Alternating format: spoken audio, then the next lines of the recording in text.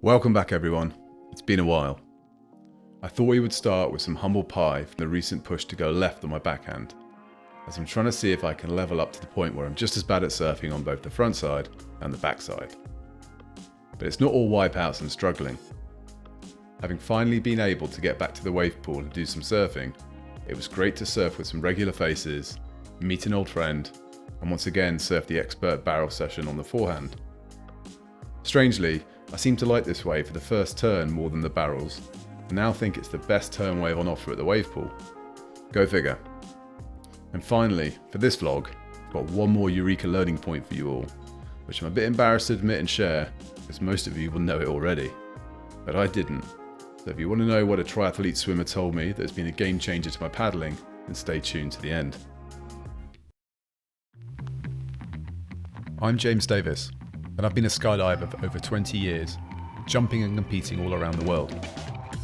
In the last 18 months, I've been surfing at the wave pool in Bristol to see if wave pools can do for surfing what wind tunnels did for skydiving.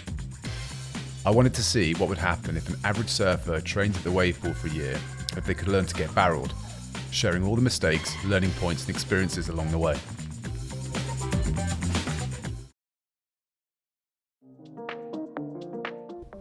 Okay, let's start with one of the best parts of surfing at the wave pool, the social side. I've been flat out busy with the Hody TV platform and not really had the time or money to go surfing. But getting down to Bristol to do some sessions over the last few weeks has been great. It was even better when you get to surf some sessions with some of the regular faces.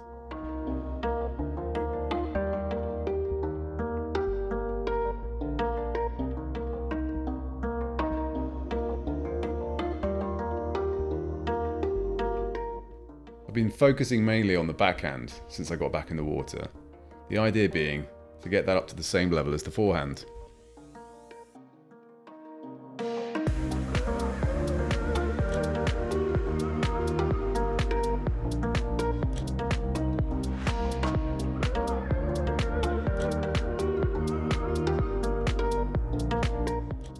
But I also managed to squeeze in an expert barrel session on the forehand.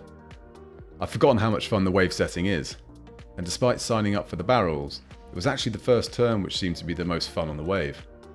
I'm not quite sure why, but it seemed to have the steepest face and have the best push of all the wave settings available, despite being slightly smaller than the T setting waves of the expert turns. Here's a few of the better waves, followed by some of the attempts to get involved in the barrel that didn't quite work out.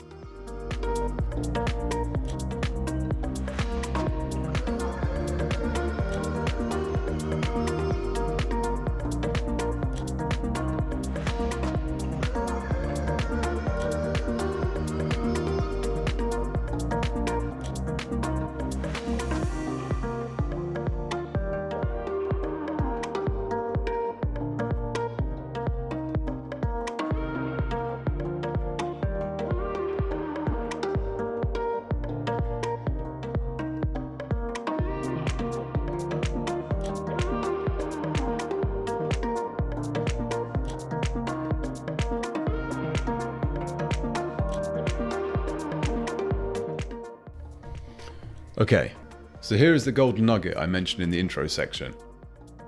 Over the last few weeks, I bumped into this guy, Paul Pinkard, an old skydiving mate, who's originally from the southwest and has been surfing most of his life. Makes a lot of sense to keep trying things and playing just slightly above your ability level, so it was cool to surf a few sessions with him as he was encouraging me to push on and try surfing more on the rail and less flat.